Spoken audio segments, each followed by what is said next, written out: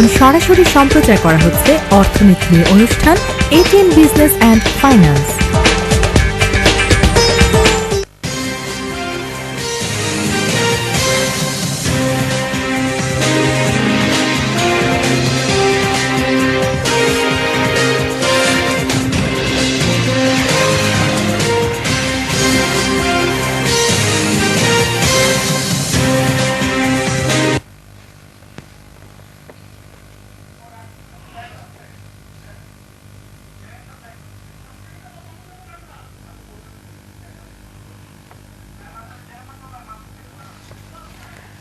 ATN business and ফাইন্যান্সের সাপ্তাহিক আয়োজনে সবাইকে আমন্ত্রণ জানাচ্ছি মিস মাজদারিন খান। দর্শক, আজ আমরা আলোচনার বিষয় রেখেছি ব্যাংক ব্যবস্থাপনা। আমাদের আজকের অনুষ্ঠানের অতিথি হচ্ছে মোহাম্মদ আরফান আলী, ব্যবস্থাপনা পরিচালক ব্যাংক এশিয়া। এছাড়া আমাদের সাথে রয়েছেন এই মুহূর্তে ডক্টর তৌফিক আহমেদ চৌধুরী, মহাপরিচালক বিআইবিএম, এবং এ বি মির্জা আজিজুল ইসলাম, তত্ত্বাবধায়ক সরকারের সাবেক উপদেষ্টা আমাদের সাথে স্টুডিওতে এই মুহূর্তে উপস্থিত রয়েছেন। আমরা সরাসরি চলে যাচ্ছি আমাদের আজকের অনুষ্ঠানে। সরাসরি আমাদের এই অনুষ্ঠানে ফোন করার জন্য 0281897666 এই ফোন নাম্বারটি খোলা আছে। চাইলে আপনারা সরাসরি আমাদের সাথে টেলিফোনে যোগাযোগ করতে পারেন। আপনাদের তিনজনকে স্বাগত আমাদের অনুষ্ঠানে আসার জন্য। আজ আমরা আলোচনার বিষয় রেখেছি ব্যাংক ব্যবস্থাপনা। আপনারা জানেন যে বর্তমান সময় আসলে ব্যাংকে আমরা দেখছি যে অনেক আইডিয়াল ফান্ড আছে এবং ব্যাংক ব্যবস্থাপনায় বলা হচ্ছে খানিকটা ত্রুটি আছে, তারপর আমরা দেখতে পাচ্ছি যে ব্যাংকগুলো মোটামুটি ভালোভাবে পারফর্ম করছে। কিন্তু এবছর আমরা যে ব্যাংকের ইয়ারলি যে রিপোর্টগুলো আমরা দেখি সেখানে কিছুটা আমরা দেখি যে আগের বছরের তুলনায় পরিবর্তন এসেছে। সব মিলে ব্যাংক ব্যবস্থাপনাকে আসলে স্যার আপনার দৃষ্টিতে আপনি কিভাবে দেখছেন? আমি বলতে চাই যে বৃক্ষের পরিচয় হচ্ছে ফলে। তো সেই এখন ব্যাংক ব্যবস্থাপনার ফল কি সেটা যদি আমরা বিশ্লেষণ করি তাহলে সেখান থেকে আমরা ব্যবস্থাপনা কিভাবে পরিচালিত হচ্ছে তার একটা ইঙ্গিত পাওয়া যেতে পারে। আমি ফলের দিক থেকে বিশ্লেষণ করলে প্রথমেই সবার দৃষ্টিতে পড়বে সেটা হচ্ছে আমাদের ব্যাংকিং সিস্টেমে ক্রমবর্ধমান শ্রেণীকৃত ঋণ, ক্লাসিফাইড লোন বা নন পারফর্মিং লোন, যেভাবে তাকে আখ্যায়িত না করি, এবং তার ফলে দেখা যাচ্ছে যে বেশ কিছু ব্যাংকে, বিশেষ করে রাষ্ট্রায়ত্ত ব্যাংকগুলোতে তাদের প্রভিশন শর্টফল আছে, অর্থাৎ শ্রেণীকৃত ঋণের জন্য যে ধরনের প্রভিশন রাখা দরকার সেই প্রভিশন শর্টফল আছে।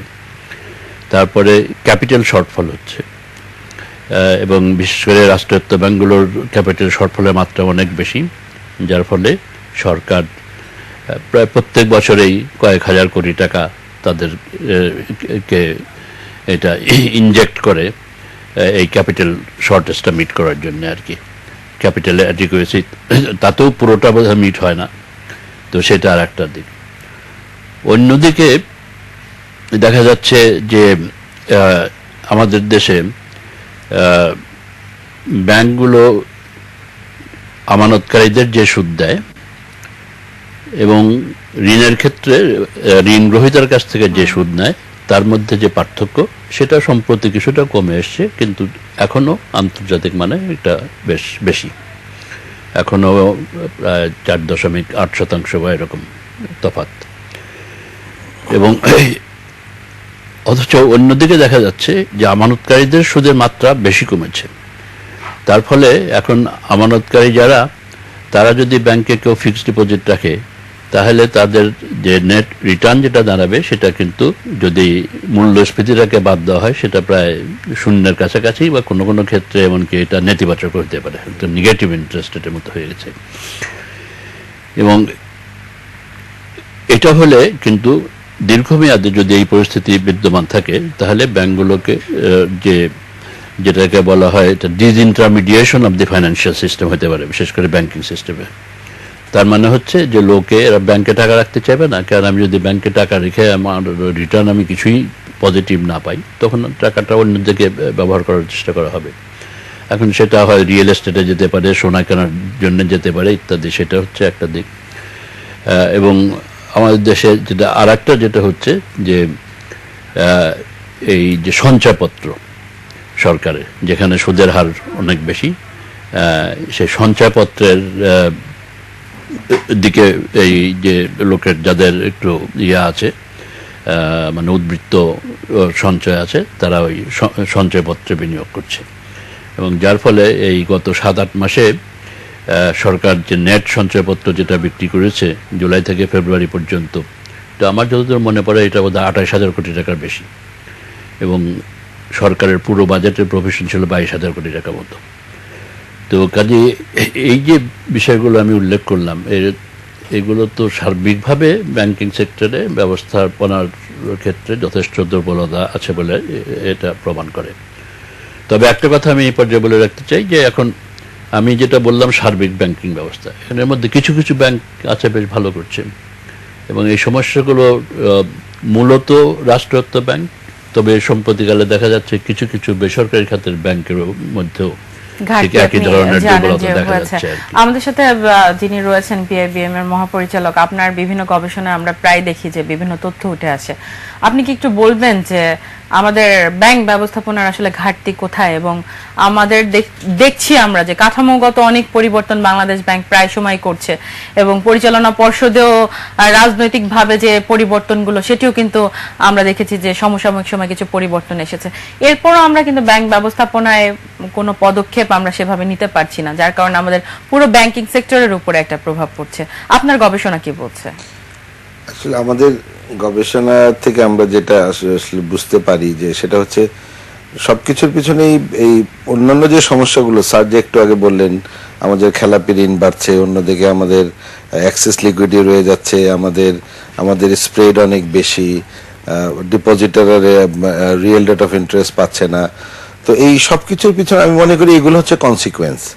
আসলে ব্যবস্থাপনায় দেয়, ব্যবস্থাপনা বা আমি যদি সার্বিকভাবে এটাকে আমরা যেটাকে বলি যে কর্পোরেট সুশাসন বা কর্পোরেট গভর্নেন্স, এইটার ল্যাকিংসের জন্য বা এটা না থাকার ফলেই এই সমস্যাটা হচ্ছে। আসলে পৃথিবীর যে কোনো দেশেই ব্যাংকিং যেভাবে চলে সেভাবে যদি চলতে দেয়া হয় তাহলে এখানেও তেমন ব্যতিক্রম কিছু হতো না। যা সেন্ট্রাল ব্যাংক থাকবে, সেন্ট্রাল ব্যাংক তার রেগুলেশন করবে, সুপারভিশন করবে, প্রত্যেকটা ব্যাংকের ব্যবস্থা আপনার বোর্ড থাকবে, বোর্ড পলিসি তৈরি করবে, একটা তার ইন্টারনাল কন্ট্রোল থাকবে, তারা সব রিস্ক গুলো সব কন্ট্রোল করবে। তো ওই নিয়মে তো চলছে না, আসলে সর্বক্ষেত্রেই এই নিয়মগুলো ভঙ্গ হচ্ছে। যেমন এই যে যখন নাকি সরকারের এই মন্ত্রণালয়ে আরেকটা ডিভিশন করা, তখন আমরা বলেছিলাম যে মন্ত্রণালয়ে আরেকটা ডিভিশন করেই আপনি ব্যবস্থাপনা উন্নতি করতে পারবেন না, বা ইদানিংকালে বলা হচ্ছে আগে একটা কমিশন করা হবে, কমিশন করলেই আমাদের ব্যবস্থাপনার কোনো উন্নতি হবে না যদি আমরা ব্যাংকিং নীতিমালাগুলো যদি আমরা ফলো না করার চেষ্টা করি। এখানে সেন্ট্রাল ব্যাংক আছে, সেন্ট্রাল ব্যাংকের শক্তিশালী করা উচিত, এবং সেন্ট্রাল ব্যাংকের দুর্বলতা আছে আমরা জানি, এবং সেই দুর্বলতাগুলো কাটিয়ে ওঠা উচিত, এবং সেন্ট্রাল ব্যাংকের সাহসী ভূমিকা রাখা উচিত। সেন্ট্রাল ব্যাংকগুলোকে সুপারভিশন করবে।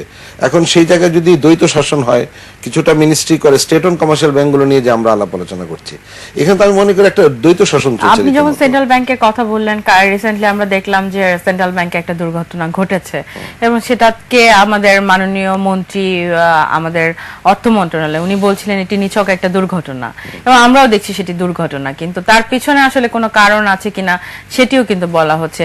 এ সকল বিষয় কিন্তু ব্যবস্থাপনার একটা পার্ট, এবং সেখানে আমরা দেখি সেন্ট্রাল ব্যাংক যদি ঠিকমতো ব্যবস্থাপনা না করতে পারে তাহলে অন্য ব্যাংকগুলো কিন্তু সেই ব্যবস্থাপনার জায়গা থেকে সরে যায়।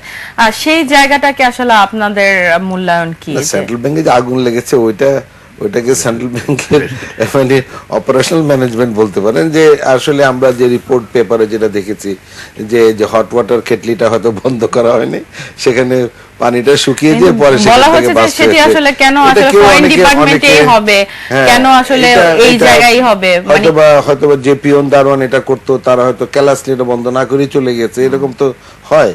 তো ওইটার সাথে মানে সেন্ট্রাল ব্যাংকের সার্বিক ব্যবস্থাপনা বা ব্যাংকিং ব্যবস্থাপনা বা ব্যাংকিং সুপারভিশন, ওটার সাথে আমি রিলেট করতে চাই না। সেটা আগে কিন্তু আবার এই একই ডিপার্টমেন্টের ফ্রডের বিষয়গুলো ঘটে গেছে না, ওই ডিপার্টমেন্টের ফ্রড না, আপনার যেটা নাকি রিজার্ভ মানে হ্যাকিং হয়েছে ওইটা তো আপনার ডিলিং রুমের ব্যাপার ছিল, তো ওইটা ওইভাবে না আর কি। যাই হোক, আমি যেটা বলতে চাচ্ছিলাম যে এই সব কিছু এই কর্পোরেট গভর্নেন্সের সাথে রিলেটেড। এই যে স্টেট অন কমার্শিয়াল ব্যাংকে বড় বড় যে আমাদের যে স্ক্যামগুলো হলো, এগুলো কি? এগুলো তো সবই মানে কন্ট্রোল ফেল, মানে ইন্টারনাল কন্ট্রোল ফেল, তাই না? বোর্ড কি জানতো না? রাষ্ট্রীয় কাঠামোতে মানে আপনারা যে গবেষণাগুলো করছেন, একটা রাষ্ট্রীয় কাঠামোতে যখন কেন্দ্রীয় ব্যাংকের আসলে সিস্টেমটা ঠিকমতো রান না করে, তখন আসলে প্রাইভেট এবং সরকারি ব্যাংকগুলো কিভাবে রান করবে, সেই জায়গায় আপনার আসলে মতামত কি? না, কেন্দ্রীয় ব্যাংকের সিস্টেম রান করছে না মানে কি, কেন্দ্রীয় ব্যাংক তো কেন্দ্রীয় ব্যাংকের জায়গায় আছে, কিন্তু আমরা যেটা বলি যে কেন্দ্রীয় ব্যাংকের সম্পূর্ণ স্বাধীনতা থাকা উচিত ব্যাংকগুলোকে কন্ট্রোল করার ব্যাপারে এবং মনিটারি পলিসি তৈরি করার ব্যাপারে, মনিটারি ম্যানেজমেন্ট করার ব্যাপারে।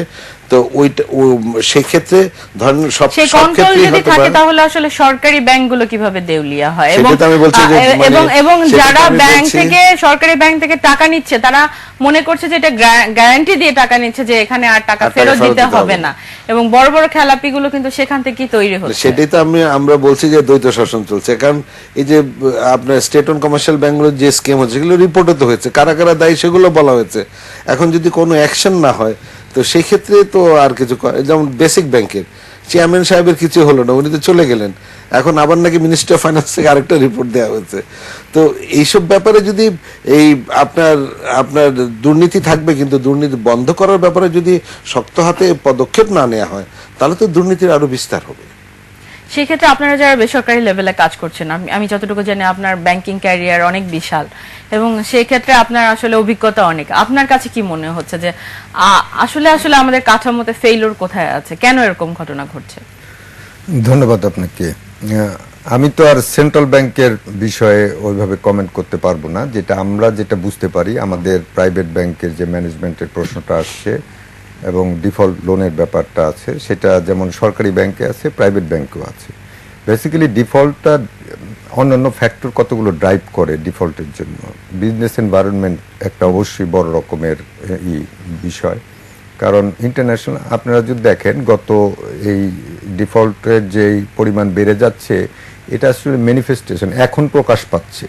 ডিফল্টের ঘটনাটা ঘটেছে আসলে 10 সালের দিকে, যখন ইন্টারন্যাশনাল মার্কেটে কমোডিটি প্রাইসটা খুব বেশি ফ্লাকচুয়েট করলো। আমাদের দেশের ব্যবসায়ীরা বড় বড় স্টেক নিতে গিয়ে সেখানে তারা অনেক পরিমাণ টাকা লস করেছেন। সেটাই ব্যাংকগুলো বিভিন্ন সময়ে রিশিডিউল করে করে করে করে এগিয়ে নিয়ে গেছে। এখন এসে সেটা আর সময় হয়তো থাকছে না, যার ফলে এই ম্যানিফেস্টেশনটা হচ্ছে যে ডিফল্টটা অনেক বেড়ে গেছে।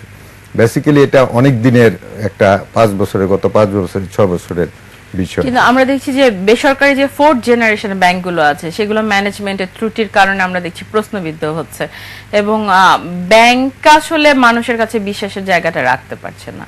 এবং রিসেন্টলি আমরা দেখেছি যে নতুন ব্যাংকের এমডি পরিবর্তন করা হয়েছে। তো সেই ক্ষেত্রে আসলে আপনার মতামত কি? সেটা যেটা তৌফিক স্যার যেটা বললেন যে কর্পোরেট গভর্নেন্সের ব্যাপার যেটা আছে, সেটা ব্যাংকিং ইন্ডাস্ট্রি 500 বছরের পুরনো একটা ডিসিপ্লিন। সেই ডিসিপ্লিনে যদি আমরা ঠিক না মানতে পারি, সেইটা যদি আমরা রুলগুলোকে, যেমন একটা কথা বলা হয়েছে যে আপনি ওভার পারফর্ম করতে পারেন, আইন বেশি মানতে পারেন, কিন্তু আইন কম মানতে পারবেন তা তো না। আইন বেশি মানা যাবে, কিন্তু আইন এখানে দেখা গেছে অনেক সময় আমরা আইন কম মানছি।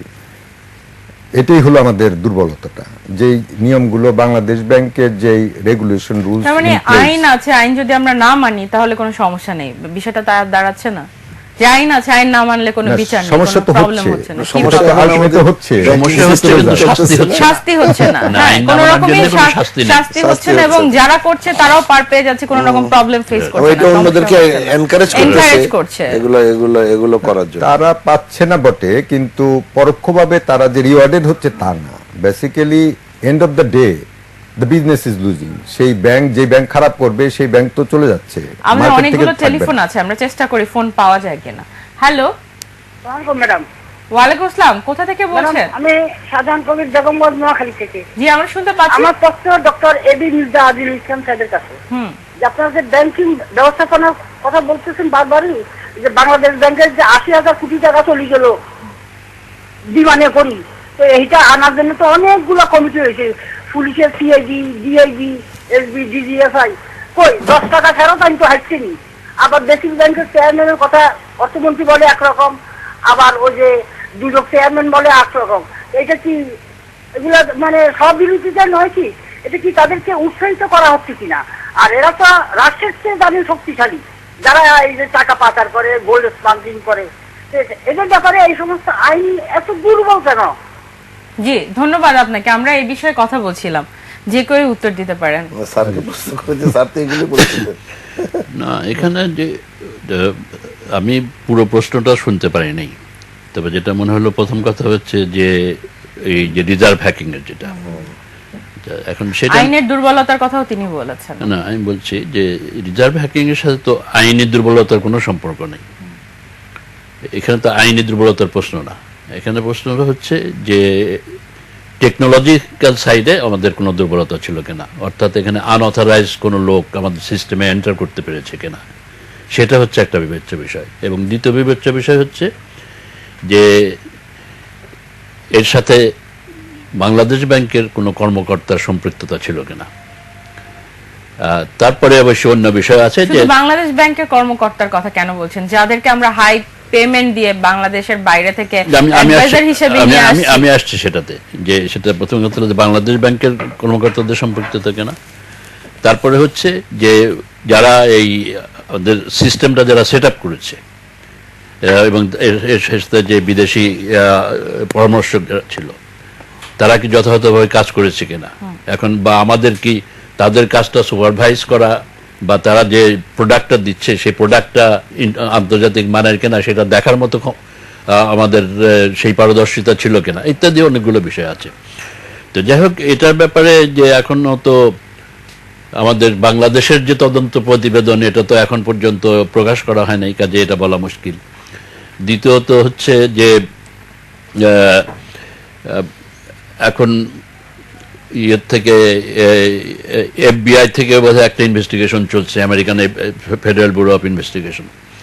এখন তারা কি রিপোর্ট দেয় সেটাও একটা দেখার বিষয়, তাদের নানা রকমের মন্তব্য আছে। এখন সম্প্রতি আবার আরেকটা নতুন মাত্রা যোগ হয়েছে যে নর্থ কোরিয়ার এটার পিছনে ইনভলভ। তো কাজেই সম্পূর্ণ এখানে যথেষ্ট মাত্রায় স্বচ্ছতার অভাব আছে আর কি। তো এইটা হলো ওনার প্রথম প্রশ্নের ব্যাপার। আর বাকি প্রশ্নটা কি ছিল? আইনি দুর্বলতার কথা বলছেন, কিন্তু আপনি বলছেন দুর্বলতা নেই, কিন্তু এত বড় একটা ঘটনা ঘটে যাওয়ার পরে তদন্ত হতে এত সময় লাগে, তাহলে মানে পরবর্তীতে শাস্তি আমি বলছি যে এই বিশেষ ক্ষেত্রে আইনি দুর্বলতা নেই, এখানে আইনি দুর্বলতার প্রশ্নটা। এখন তারপর এখানে হচ্ছে যে এটা হয় কেউ ইচ্ছাকৃতভাবে এই ঘটনাটা ঘটিয়েছে, অথবা এটা ল্যাক অফ কম্পিটেন্স, দক্ষতার প্রশ্ন, মানে সেইগুলো। এখানে ঠিক আইনি দুর্বলতার প্রশ্ন না এটা। তবে আইনি দুর্বলতা হয়তো অন্য জায়গায় আছে, সেটা হচ্ছে যে আইনি দুর্বলতার চাইতে আইন বাস্তবায়নের ক্ষেত্রে যে সমস্যা আমাদের দেশে, যেমন এই যে ডিফল্ট লোনের নিয়ে আমরা কথাবার্তা বলছি এখন, যে এই যে লোন কোর্টস স্থাপন করা হয়েছিল, যে উদ্দেশ্য তো ছিল যে এই আর্থিক সংক্রান্ত যে সমস্ত কেস এগুলো তাড়াতাড়ি ডিসপোজাল হবে, সেটা তো হচ্ছে না, এখানে হাজার হাজার কেস জমে আছে। আচ্ছা, তারপরে আবার আরেকটা যেটা হয় যে অনেক ক্ষেত্রেই যারা ডিফল্টার তারা উচ্চ আদালতে যায়, একটা স্টে অর্ডার নেয় এবং তারপরে সেই স্টে অর্ডারে ডিসপোজাল হতে অনেক সময় লাগে। তো এইসব ক্ষেত্রে আইন বাস্তবায়নের দুর্বলতাটা হচ্ছে বড় প্রশ্ন। কাজে আমি মনে করি যে আমাদের দেশে মূলত সমস্যাটা ঠিক আইন প্রণয়নের ক্ষেত্রে না, কিন্তু আইন বাস্তবায়নের ক্ষেত্রে যথেষ্ট দুর্বলতা আছে। একটি বিষয় আমরা দেখে থাকি যে আমাদের এখন বর্তমানে সবচেয়ে বড় যে সমস্যা সেটা হচ্ছে টেররিস্ট প্রবলেম, এবং জঙ্গি আসলে মাথাচাড়া দিয়ে ওঠা সম্ভব না যদি না তারা আসলে প্রপার অর্থায়ন না পায়। তাহলে আমাদেরকে খুঁজে বের করতে হবে অর্থায়নগুলো কিভাবে আসছে, কোন চ্যানেলের মাধ্যমে আসছে এবং কিভাবে এরা মাথাচাড়া দিয়ে উঠছে। সেটা যদি আমরা দেখতে চাই তাহলে আমরা দেখতে পারি যে আমাদের ব্যাংকিং চ্যানেলে আসলে যে ট্রানজ্যাকশনগুলো হচ্ছে সেটা আসলে কতটুকু সেফলি হচ্ছে এবং সেটি মনিটরিং এর ব্যবস্থা আছে কিনা। আরেকটা বিষয় আমরা দেখি যে মোবাইল ব্যাংকিং এ ইদানিং পরিবর্তন এসেছে, অর্থাৎ ট্রানজ্যাকশনের লিমিটেশন করে দিয়েছে। কিন্তু একজন যদি আগে 20,000 টাকা পাঠাতো তারা একবারে পাঠাতে পারতো, কিন্তু সেই 20,000 টাকা এখন সে 4 বারে ভেঙে পাঠাতে পারে 4 জনের নামে। তার মানে কি আমাদের কিন্তু সেই স্বচ্ছতার জায়গাটা এখনো তৈরি হয় না এবং এই চ্যানেলগুলো কিন্তু আমরা এখনো প্রপারলি বন্ধ করতে পারছি না। আপনার কি এই বিষয়ে কোনো কাজ বা গবেষণা হয়েছে যে এই বিষয়গুলো আমরা কিভাবে বন্ধ করতে পারি? এই বিষয়ে একেবারে সরাসরি আমরা এই বিষয়টা নিয়ে গবেষণা করিনি, তবে এই বিষয়ে আমাদের যে বিভিন্ন কাজকর্ম আমরা যেখানে করেছি তার থেকে আমরা যে জিনিসটা আজ করতে হবে সেটা হচ্ছে যে এটা ঠিক না যে শুধু ব্যাংকিং চ্যানেলের মাধ্যমেই জঙ্গি অর্থায়ন হচ্ছে। এবং আসলে এই ব্যাংকাররা কিন্তু এখন ডেফিনেটলি এই মানি লন্ডারিং আপনার যে রুলস এগুলো এস্টাবলিশ করার ব্যাপারে তারা যথেষ্ট আপনার কি বলে তো তারপর বারবার আগ্রহী কিন্তু বা- উঠে আসছে যে ফাইন্যান্সিয়াল আচ্ছা, সেক্টরে ইভেন বিষয়গুলো হচ্ছে। ইভেন এখনই আপনি যান কোনো একটা ব্যাংকে, আপনি একটা অ্যাকাউন্ট ওপেন করতে চান, দেখেন আপনার কাছে মনে হবে যে তারা হয়তো আপনাকে হ্যারাস করতেছে, কারণ এগুলো কোত্থেকে আসছে, এগুলো আসছে ওই মানি লন্ডারিং প্রিভেন্ট করার ব্যাপারে। এখন আমি তো অনেকগুলো এক্সাম্পল জানি, ধরেন মানি লন্ডারিং এর আমাদের বাংলাদেশে এখন যেভাবে ডিফাইন করা হয়, মানি লন্ডারিং এর ব্যাপারটা হচ্ছে যে টাকা আমরা কি আপনি একটা টেলিফোন নিয়ে নিব? হ্যাঁ, sure. খুব রিকোয়েস্ট আসছে। হ্যালো, হ্যাঁ হ্যালো, হ্যাঁ, কোথা থেকে বলছেন? আমরা শুনতে পাচ্ছি। মানিক সিং থেকে বলতেছি। ও, নাম বলে প্রশ্ন করুন। মানিক সিং থেকে বলতেছি। জি, আমরা শুনতে পাচ্ছি। আমার নাম হইলো কি সৌরভ। সৌরভ, প্রশ্ন করুন। মানিক সিং থেকে। জি মানিক সিং থেকে। জি। আচ্ছা, মানে বর্তমানে মানে ব্যাংকের ইন্টারেস্টটা কেন কম, কেন মানে আমরা মানে কম লাভ পাইতেছি কেন? এটা কি মানে সামনে বাড়বে না? জি, ধন্যবাদ আপনাকে, থাকুন আমাদের সাথে। জি। তো মানি লন্ডারিং এর ডেফিনেশনটা হচ্ছে আপনি টাকা বৈধ উপায় হোক যদি বা অবৈধ উপায় হোক, আপনি যদি বৈধ বা অবৈধ যে কোনো ইউটিলাইজেশনের জন্য টাকাটা প্রেরণ করেন, সেটাই মানি লন্ডারিং। তো সুতরাং অনেকে আজকাল আমি জানি বাংলাদেশে এরকম বহু আছে যারা নাকি একদম মানে ডাইহার্ট মানে টেরোরিস্টে পার্টিসিপেট করে না বা টেরোরিজমে বিশ্বাস করে, তারা নিজের বেতনের টাকা থেকে হাতে হাতে নিয়ে টাকা পৌঁছে দিয়ে আসে। তো ওগুলো আপনি কিভাবে চেক করবেন? আমি জানি এরকম বহু লোক আছে যারা মানে একটা বিশেষ মতাদর্শের লোক, যারা বেতন পাওয়ার পর একটা সার্টেন অ্যামাউন্ট তারা ওই জায়গায় টাকা পাঠিয়ে দেয়। তো ওগুলো তো ব্যাংকিং চ্যানেলের মাধ্যমে পাঠাতে হয় না, তাহলে আপনি মনে করছেন যে সেটি হাতে হাতে গিয়ে টাকা পৌঁছে যাচ্ছে, হাতের মানে মাধ্যমে লোকের এত মাধ্যমে amount-এর টাকা কি পাঠাতেছে। শুধুমাত্র হাতের মাধ্যমে এত পৌঁছানো এত সম্ভব? এত এত অ্যামাউন্ট না, তারপরেও এটা একটা চ্যানেল। তো সুতরাং ব্যাংকিং চ্যানেলে যে এটা মানে হচ্ছে সবকিছু পুরোটাই, তার মানে এটা আপনি আমি মনে বিশ্বাস করছেন করি না। Mobile banking safe? না, মোবাইল ব্যাংকিং সেফ আমি বলি না। মোবাইল ব্যাংকিং এর মাধ্যমে যথেষ্ট ধরনের, কিন্তু মোবাইল ব্যাংকিং এর ব্যাপারেও আমার কথা আছে, কারণ এই যে মোবাইল ব্যাংকিং আসলে যাদের জন্য চালু করা হয়েছিল, এই যে ক্ষুদ্র আয়ের লোকজনরা তারা টাকা পয়সা ট্রান্সফার করতে পারবে, তাদের মানে আত্মীয় স্বজন গ্রামে থাকে এখান থেকে। এখন মোবাইল ব্যাংকিংটা তো basically this has been capture by the big people, তারা তাদের প্রয়োজনে এটা ব্যবহার করতেছে। এখন আপনি তাদের তো অন্যান্য এভিনিউজ ছিল, আপনি যদি ওই চেকিং এর কথাই বলেন, আমি মনে করি তো মোবাইল ব্যাংকিংটা বরঞ্চ এখন রেস্ট্রিক্ট করা যায় যে আপনার মানে হাই ভ্যালু ট্রান্সফার হবে না, এ শুধুমাত্র 100 টাকা 50 টাকা ট্রান্সফার হবে যাদের উদ্দেশ্যে মোবাইল ব্যাংকিং চালু করে, ওই মানে রিক্সাওয়ালা তারপর ঠেলা গাড়িওয়ালা, ওরা তাদের টাকা পয়সা পাঠাবে, তাহলে দেখবেন অনেকটা চেক হয়ে যায়। এখন মোবাইল ব্যাংকিং চালু করলাম আমরা এই ধরনের লোকজনের জন্য, ফাইন্যান্সিয়াল মানে ইনক্লুশনের জন্য, যেই চিন্তা নিয়ে আসলে মোবাইল ব্যাংকিং এখন চালু তো হয়েছে মোবাইল সেটি ব্যাংকিং তো অন্যদিকে চলে আমি- যাচ্ছে। আমি এই ব্যাপারে একদম হাই ভ্যালু ট্রান্সফার ওরা চলে যাচ্ছে। আমি এই ব্যাপারে একটু দ্বিমত প্রকাশ করি। যে দ্বিমতেই যে অবশ্যই হাই ভ্যালু বলতে যদি আমরা 1 লাখ 2 লাখ 3 লাখ মিন করি তাহলে সেটা ঠিক আছে, তবে এই যে 10,000 15,000 আজকালকার দিনে এটা খুব একটা বড় ব্যাপার না। আমি দেখি যে আমার বাসায় যারা কাজের মেয়ে লোক আছে তারা 2-3 মাস পরে হয়তো টাকা পাঠাচ্ছে, তার তো 3 মাসে তো তারও এরকম সেভিং হয়ে যাচ্ছে আর কি, কারণ তার তো আর কোনো খরচ নেই, তার থাকার কোনো খরচ নাই, খাওয়ার কোনো খরচ নাই। তো বাইরের দেশে তো আমরা দেখি sir debit card credit card খুব বেশি জনপ্রিয় এবং সেটি সব লেভেলের মানুষের কাছে। সেটি যদি আমরা বরং- ব্যাংকের আওতায় নিয়ে আসি এবং আমরা যদি মানুষকে উৎসাহিত করি কার্ড ব্যবহার করার জন্য, তার মানে কি আমাদের তো তথ্যগুলো থেকে যাচ্ছে যে আপনি কোথায় না, কত টাকা ইয়েতে খরচ করছেন। মোবাইলে তো তথ্য মোটামুটি থাকে, মোবাইলে যে একেবারে তথ্য থাকে না সেটা তো না। আর ডেবিট কার্ড আপনি গ্রাম অঞ্চলে যেমন, সেখানে আপনি কেমন করে করবেন যদি ব্যাংকের ব্রাঞ্চ না থাকে, তো তাহলে সেখানে আপনি এই ডেবিট কার্ড বা ক্রেডিট কার্ড কেমন করে চালু করবেন, সেটা তো সম্ভব না আর কি। তো এই ক্ষেত্রে আপনার মতামত কি? মানে মোবাইল এখন সেই ব্যাংকিং এজেন্ট ব্যাংকিং এর মাধ্যমে আবার ক্রেডিট কার্ড ডেবিট কার্ড করা যায় চালু কিনা? করা কারণ যায় আপনি- কিনা? আপনার ব্যাংকে আমরা দেখছি যে আপনারা যারা গরিব প্রান্তিক জনগোষ্ঠীকে সবসময় অ্যাকোমোডেট করতে চান এবং আমরা পুয়ার পিপলকে দেখি আপনারা কাজ করার ক্ষেত্রে কাজ করেন, এই ক্ষেত্রে ইনোভেশন আপনাদের একটা অন্যতম মাধ্যম। তো আপনি কি মনে করছেন যে এই মোবাইল ব্যাংকিং এর কি অগ্রগতি করা সম্ভব, নাকি আপনারা যে এজেন্ট ব্যাংকিং করছেন আসলে সেফ ওয়েটা কি? সেফ আমি একটু বলি, যেটা প্রশ্ন আসছে মোবাইল ব্যাংকিং এর যে ব্যাপারটা আসছে, মোবাইল কিন্তু ব্যাংকিং, সেটা আমরা বলছি ব্যাংকিং, বাট এটা হচ্ছে একটা মানে লেড বাই ফান্ড ট্রান্সফারের একটা সাময়িক তৈরি করা হয়েছিল। আমাদের কিন্তু মোবাইল ফাইন্যান্সিয়াল সার্ভিস বলছি আমাদের দেশে, বাইরে ইন্টারন্যাশনালি যেটা মোবাইল ব্যাংকিং সেটা is backed up by one bank account. এখন যখন একটা ব্যাংক অ্যাকাউন্টের কথা আসছে তখন কিন্তু আপনার ফুল কেওয়াইসি, প্রশ্নটা কিন্তু আপনি যেখানে ঘুরছেন সেই জায়গাটা হলো কেওয়াইসি।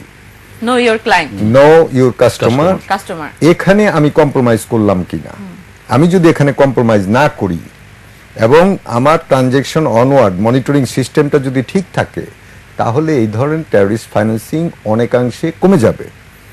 যেখানে আমরা ফেইলুরটা হচ্ছে যে মোবাইল ব্যাংকিং এর যে কেওয়াইসি, শর্ট কেওয়াইসি করা হয়েছে, সেখানে কমপ্লিট অনেক জায়গায় পিকচার হয়তো পাওয়া যাচ্ছে না। সেই একটা ব্যক্তি সম্বন্ধে, একটা ট্রান্সফার সম্বন্ধে সবসময় ফুল যেই রিপোর্ট আমরা ওইভাবে করে নিতে পারি না। কিন্তু একটু ব্যাংকিং ট্রানজেকশনে এটা দেখেন আপনি যে কিন্তু প্রান্তিক জনগোষ্ঠীর কাছে কিন্তু খুব বেশি পপুলার এই মোবাইল ব্যাংকিং। হ্যাঁ, popular, আমরা দেখছি যে because easy অনেক to- ইজি এবং পপুলার। Yes, কিন্তু it is.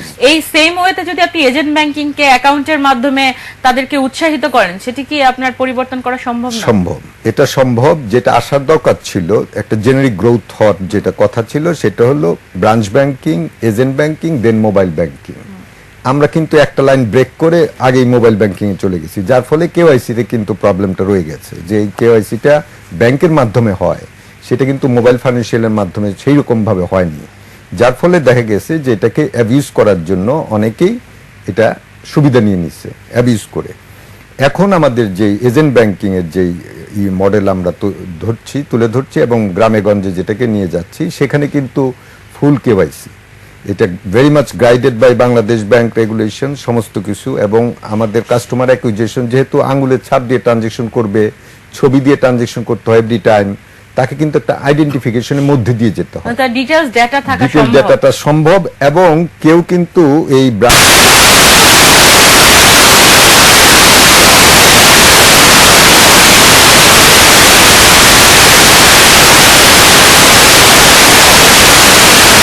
ওখানে নিয়ে যাওয়ার জন্য স্কেল আপ করা। এখন তো এটা মডেলটা তৈরি হয়ে গেছে, কিন্তু এখন সবগুলো ব্যাংক যদি এগিয়ে এসে সমস্ত জায়গায় যেতে পারে, গ্রামে গঞ্জে সব জায়গায় ছড়িয়ে পড়তে পারে, তখন এটা কার্যকরী হবে।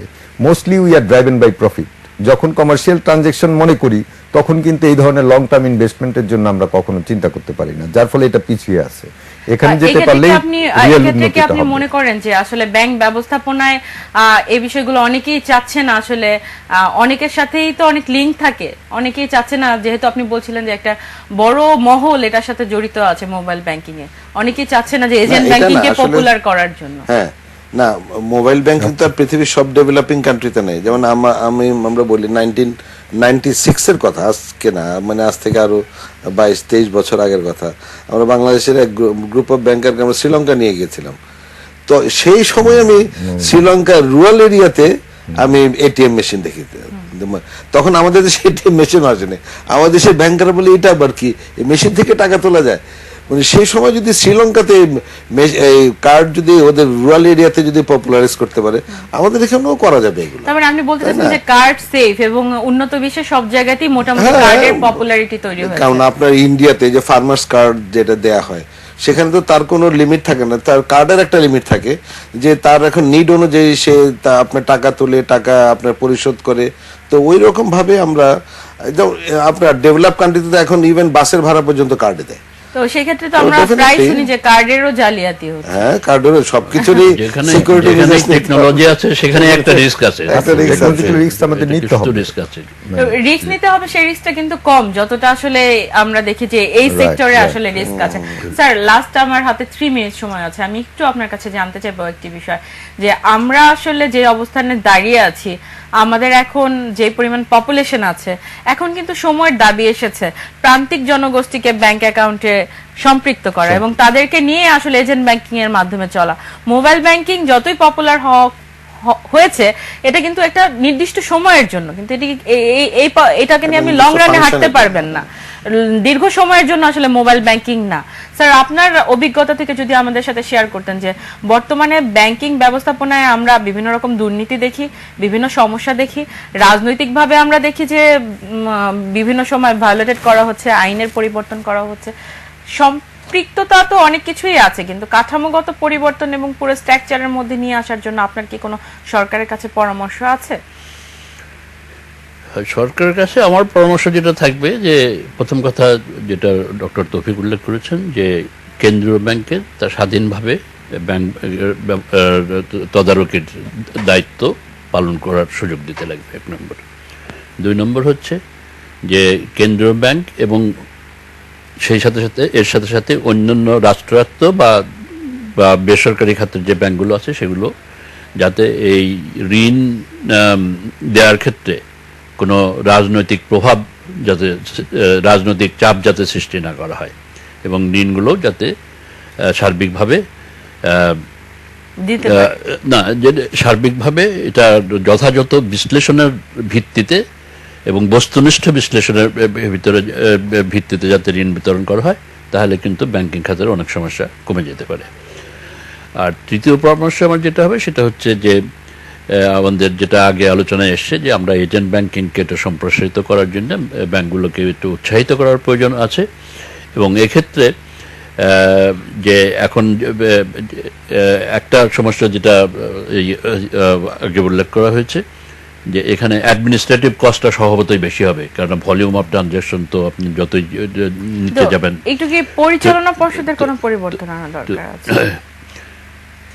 তো যাই হোক, আমি এটা শেষ করে নিতে, সুতরাং সেই কারণে যে ব্যাংকগুলোকে উৎসাহিত করার জন্য এই ধরনের সার্ভিসের ক্ষেত্রে কোনো ব্যাংকগুলোকে আর্থিক কোনো প্রণোদনা দেওয়া যায় কিনা, মানে in the sense of lower tax rate, তো সেটা একটা চিন্তা করা যেতে পারে আর কি। খুব সংক্ষেপে পরিচালনা পর্ষদ সম্বন্ধে আমার বক্তব্য হচ্ছে যে পরিচালনা পর্ষদে কারা সদস্য হতে পারবেন তার একটা ফিট এন্ড প্রপার টেস্ট দেয়া আছে এবং সেন্ট্রাল ব্যাংক যদি শুধু এক্স্যাক্টলি ওইটি ফলো করে যদি ডিরেক্টর মানে ইন এবং আউটের ব্যবস্থা করে তাহলে পরিচালনা পর্ষদ সমস্ত প্রবলেম আপনার টেক কেয়ার করা হবে। এক্ষেত্রে কি ইনোভেশন কোনো পার্ট হতে পারে কিনা? ইনোভেশন এক পার্ট, অ্যাডমিনিস্ট্রেশন আরেক পার্ট। ইনোভেশন থাকলেও যে অ্যাডমিনিস্ট্রেশন ফেলিওর হবে না তা না, তবে innovation can address most of the problems, যেখানে তখন হয় যেটা যে কমপ্লায়েন্সটা অটোমেটিক হয়ে যায়। আমরা যেটা মনে করি যে ব্যাংকিংয়ে যে ইনোভেশন আসছে সামনের দিনে অনেকগুলোই will be taken care of by itself, ট্রানজ্যাকশনে সেলফ অডিটিং অনেক কিছুই চলে আসবে, তখন এই ধরনের প্রবলেমগুলো থাকবে না। আমরা আশা করছি যে ব্যাংকে আসলে নতুন ভাবে যদি ঢেলে সাজাতে হয় অবশ্যই ইনোভেশনের দরকার আছে। সেই ক্ষেত্রে আসলে আমাদের ব্যবস্থাপনা অর্থাৎ অ্যাডমিনিস্ট্রেশনকে আরো বেশি শক্তিশালী করতে হবে এবং সেই সাথে মানে আমাদের সবচেয়ে বড় ভূমিকা রাখতে পারে সেটি কেন্দ্রীয় ব্যাংক। কারণ যদি সরকারি ব্যাংকে আমরা সেইভাবে সাপোর্টটা আমরা কমিয়ে দেই এবং সেই সাথে যদি নতুন ব্যাংকগুলোর ব্যবস্থাপনা পরিচালক যারা আছে তাদেরকে যদি আমরা আরো সঠিকভাবে বসাতে পারি, আমাদের ব্যাংক খাতের উন্নয়নে আসলে আর বাধা থাকবে বলে আমার মনে হয় না। আপনাদের তিনজনকে অসংখ্য ধন্যবাদ আমাদেরকে সময় দেওয়ার জন্য। দর্শক, শেষ করছি আজকের এটিএন বিজনেস অ্যান্ড ফাইন্যান্স। বিদায় নিচ্ছি আমি ইসমাইল জারিন খান।